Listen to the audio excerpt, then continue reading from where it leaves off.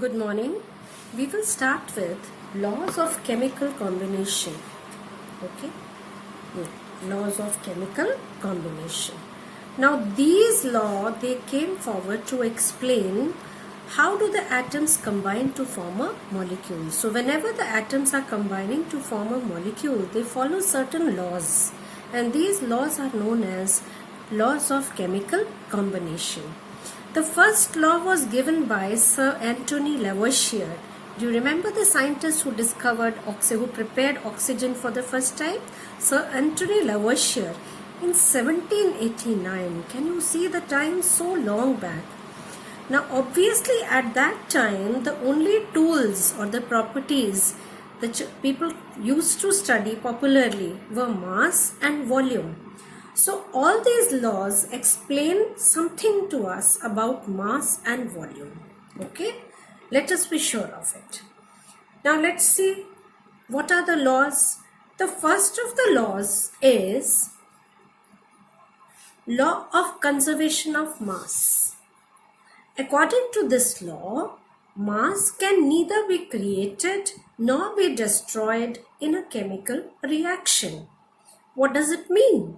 It means, suppose I'm starting with 2 grams of hydrogen and 16 grams of oxygen, then how much water will I get? I will get 18 grams of water. Look here, the total mass of reactants was 2 plus 16 is 18 grams. So the product will also be 18 grams. Suppose some of the gases remain unreacted, then they will come mixed with the product. But I will not be able to destroy any atom in a chemical reaction or make any atom in a chemical reaction. And so I can't create a mass in a chemical reaction, and even mass cannot be destroyed in a reaction. Similarly, let's see another example. If I take 100 grams of calcium carbonate and I heat it strongly, I get 2 compound calcium oxide, this should be written as solid, and carbon dioxide gas. Suppose I get 44 grams of gas. So can you calculate and tell me how much calcium oxide I will get? Please do it in your copies and tell me. Well, we come to the second law of chemical combination, that is law of definite proportion. According to this law, let us take pure water. If I have pure water, a pure compound, it may be from river, well, let me say ocean, or I have made it in lab by combining hydrogen, oxygen. If this water is pure, then a given compound will always containing exactly the same elements combined in a fixed proportion by mass. That means every molecule of water will have 2 grams of hydrogen and 16 grams of oxygen. So 18 grams of water will have 2 grams hydrogen and 16 grams of oxygen, and this proportion is always fixed. The moment this proportion changes, I will have another compound. We will see that in the next law. Which compound? For example, if I have carbon dioxide, carbon, what is the atomic mass of carbon? 12 AMU, correct? So 12 grams, oxygen 16 grams, there are 2 atoms, so I write down 32 grams. So their gram ratio will be 3:60.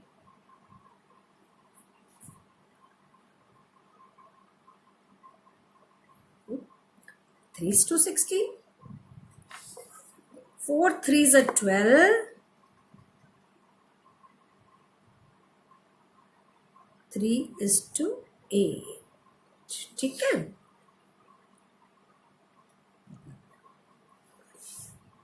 Okay.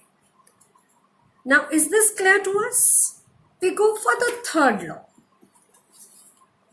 The third law is law of multiple proportion.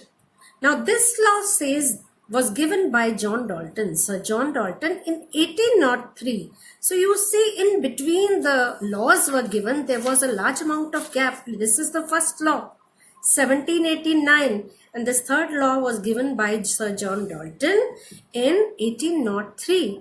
And along with this, he also coined the term atom. Dalton's atomic theory is a very popular theory which we will be studying after the laws.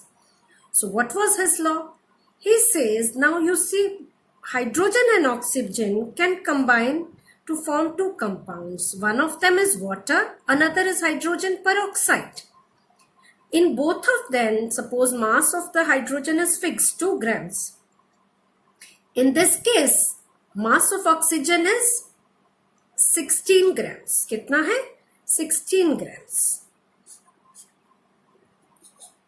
And in this case, it is 16 twos are 32 grams. So if we fix the mass of hydrogen, then the mass, combining mass of oxygen is in simple multiple ratio. Let me take another example. Carbon 12 grams, oxygen 16 grams, carbon 12 gram, oxygen 32 grams. Now, this mass is fixed, mass of carbon is fixed. So the mass of oxygen 16 is to 32 bears a simple multiple ratio.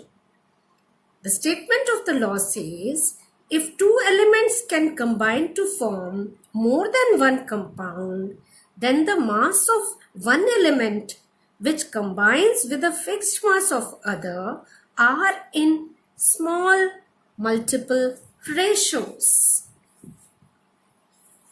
Well, with this we finish 3 laws which are based on mass. Let us go to the 4th law. What is the 4th law? It is Gay-Lussac's law,